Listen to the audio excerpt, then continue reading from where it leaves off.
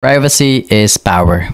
Kasi sa panahon ngayon, lahat naka-post, lahat naka-share, lahat naka-story. Pero tandaan mo, only share what you want the world to see. Kasi yung hindi nakikita ng tao, hindi nila pwedeng saktan, hindi nila pwedeng husgahan, hindi nila pwedeng kunin.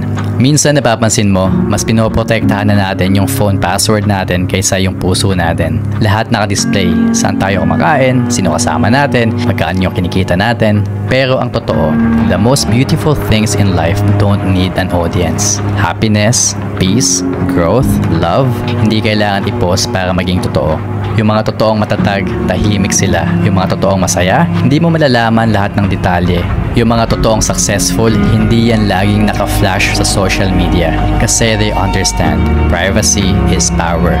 Yung hindi nila pinapakita, yun ang nagiging bahala nila. Kasi habang busy ang iba sa pagpansin sa buhay ng iba, sila busy magtanim ng pangarap na tahimik. Pero unti-unting namumunga. So, protect your peace, protect your relationships, protect your goals. Huwag mong hayaan na lahat ng tao may access sa lahat ng parte ng buhay mo. Just remember, what people don't see, they cannot attack. What they don't know, they cannot take. At yung mga sikreto at mga bagay na pinangangalagaan mo, yun ang magiging dahilan kung bakit tuloy-tuloy kang aangat. Privacy is not hiding. Privacy is choosing. Choosing what deserves the light and what deserves to grow in silence. Sometimes, the strongest move you'll ever make is the one nobody even knows about.